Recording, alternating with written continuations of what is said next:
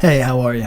I've made too many attempts at this video. I try to limit my time making these to less than an hour all in, so maybe 10 to 20 minutes of recording, and then, I don't know, another 25 minutes of editing. It's already too much. I am a comic book creator, not a YouTuber. I am trying very hard to get good at this, and this is going to be attempt number 3 and the final attempt no matter how it goes. So buckle up. It's potentially a very bad 10 minutes. I just wanted to talk a little bit about some of the claims that are floating around the internet regarding sales, regarding the reason for those sales or lack thereof. And I was hoping to give you a hyperbole-free, level-headed assessment of these things. I don't want to say that isn't up for debate. I just want to say is not for the intention of being argued. If you can't accept what I'm about to say, then we can't have a mature conversation. I'm not trying to cast aspersions on anybody who doesn't like what they're about to hear. I don't like what I'm reading. I don't like what I'm about to say. But what really helps in tackling a problem is knowing what the problem is. I don't think that there's anything wrong with stating, hey, this is fucked up, let's jump on it. When we run away from material facts, just reality, I don't think any good can come of that. Let's get this out of the way. We've politicized sales to such a degree that nobody's having a particularly helpful conversation about them. Because narratives are co-opted or potentially hijacked, if you prefer that language, by different ideological groups, even within hobbies or industries, it makes conversation about those things virtually impossible because any talking points repeated by one group then have to be refuted by the other group, even if it defies reason. When you live in opposition instead of for your own fulfillment, this is what happens. So right now, if you say that comics are not selling well, you are perceived to be potentially right-wing. You are suspected to be right-wing. And if you are a good liberal or progressive, you are expected to counter that narrative and say that comics are doing well.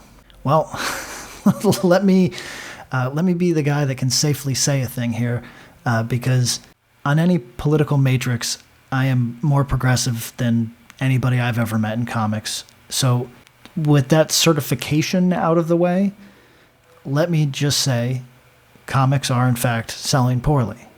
Periodical comic books of the type that are the basis for the North American comic book direct market, which is comic book stores, they are selling poorly. If you provide anecdotal evidence that your local comic shop is doing well in periodical comics, that's great for them, and it is of no help. Anecdotes are fun. I'm sure I'll utilize a few even in this video. When they run counter to what the facts provide, they're really just an anecdote. They serve, just imagine yourself at a party telling an anecdote that is not germane to what anybody else is talking about. How do you expect people to respond? They're just, okay.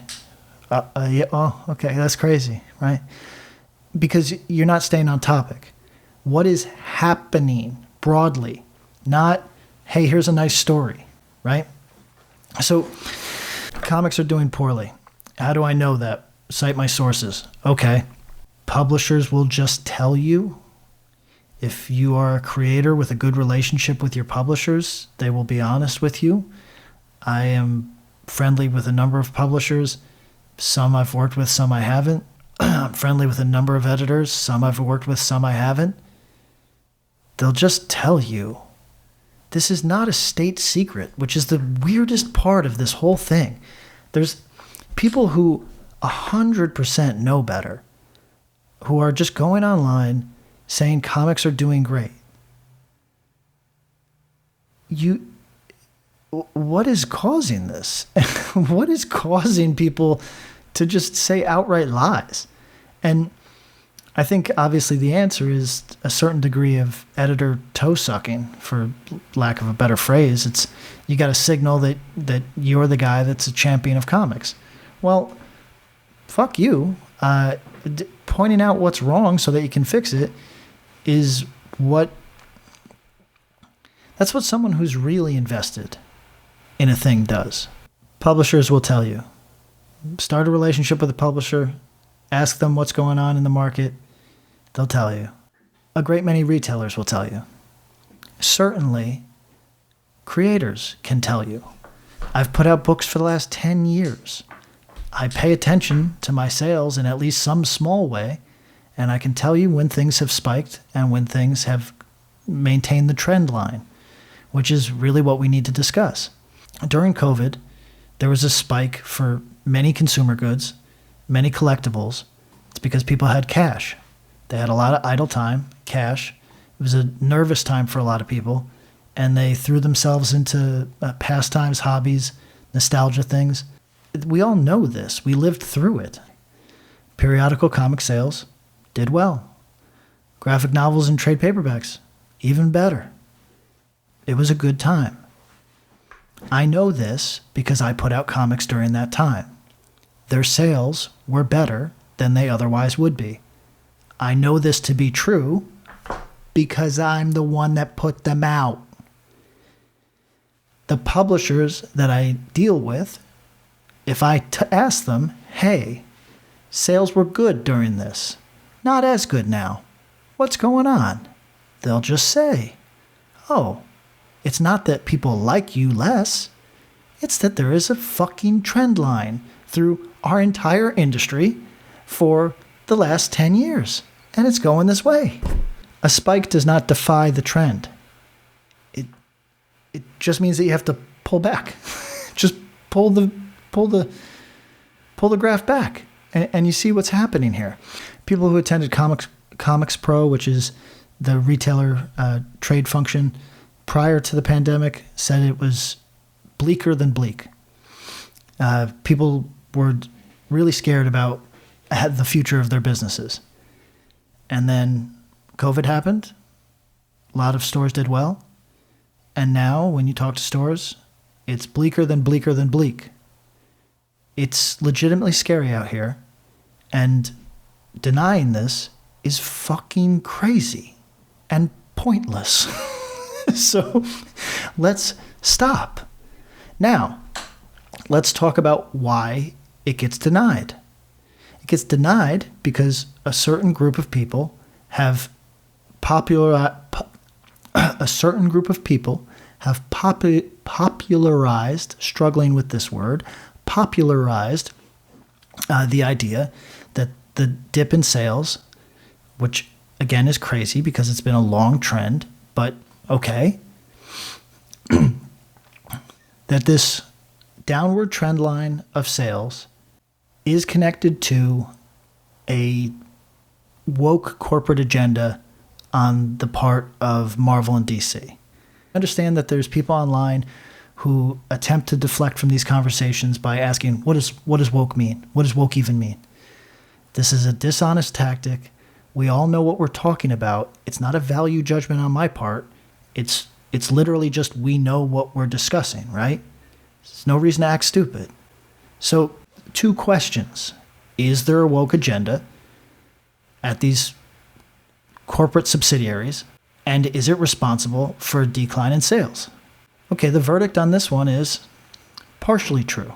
In this particularly politicized moment, it is a fact that if you take a stance one way or the other on things and you advertise that stance in the product that you're selling, you are going to alienate whatever the other team is. That should be obvious. Again, these are things that are not open for debate. That's just clear, right? And should be expected.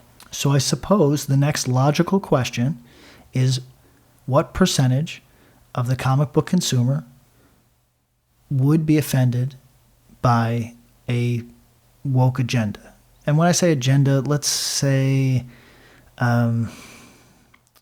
progressive mandate. Does that help? So what percentage of the comic book consumership would be offended by a progressive mandate? This is a question that is up for debate because we have no polling on this. Unlike sales, this is a jellyfish. This is difficult to put your hands around. So what would you guess? I'd be curious to see your comments. I'm guessing from my decades of reading comic books, decades of going to comic book stores, and a little over a decade of writing them myself and being in this industry, I would guess that the average comic book reader is very slightly center-right. Still a centrist in every meaningful way, but on some social issues, a right-leaning, right? So what does it take to provoke that person into not buying a comic book? I don't think it's any one thing. I think it's probably repetition. Now, of course, a narrative forms, and once the narrative is in place, it's difficult to break. If you're hearing over and over again, this is what they think of you. They believe you're a deplorable that needs to be educated. It's a narrative. And once that narrative becomes popularly, Jesus, I'm suffering with this, popularly adopted, it can be very, very difficult to get out from under. So, okay, let's take that into consideration. And then let's take into consideration that there is, by those people's standards, and that's what's important. It doesn't have to be by your standard. By those people's standards, which we are now saying is the center-right majority of comic book readers, there is a progressive mandate at these corporations. The narrative takes hold in part because there is some repetition of these ideas in the product, and it's off-putting for them. So then it becomes a thorn in their paw, and they can think about nothing else. Now, if you are watching this and you are saying, hey, I love that shit. I think it's a fun sensibility, or I think it's the future, or I'm a progressive myself and it speaks to me. That's awesome, man. Now, please, let's stay on task, okay? Because this is not about value judgments. I don't care about anybody watching this. I don't care about their individual politics at all. I'm talking about addressing the reality of a circumstance with clear eyes. So once again, is a quote-unquote woke agenda responsible for a sales decline? Well, sales were in decline before that. And is it true that throughout comics history, there's always been a progressive message to the big two comics? It has been true for all of my life. So why should this suddenly be an exempting factor? Why should this kick people out of a hobby now if it has always been the case, or at least been the case for the majority of readers' lives? Well, some of it is that we're just in a more political moment, but for my money, and this is not a numbers thing, so it is up for debate, for my money, once it feels like people are doing a thing to you, you cannot stop noticing. And I know that because I speak to a great many progressives who feel the same way. They agree with the messages being provided. They just don't like being worked. Most people do not want that. Some do.